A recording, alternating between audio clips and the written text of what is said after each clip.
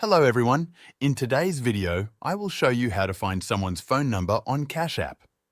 First, open the Cash App on your device and log in to your account. Once you're on the home screen, locate the profile icon at the top right corner of the screen and tap on it. This will take you to your profile section. In the profile section, you will see an option called Invite Friends. Tap on it. When prompted, click on Allow and continue to grant Cash App permission to access your phone contacts. Once you allow this, a list of your phone book contacts will appear. You can use this to invite friends and even get cashback offers if applicable. Now, return to the search screen within the Cash App. On the search screen, you can type in the name or email address of the person whose phone number you're looking for.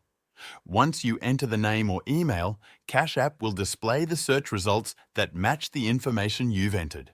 That's it. That's how you can solve how to find someone's phone number on Cash App. Thank you for watching, and I'll see you in the next video.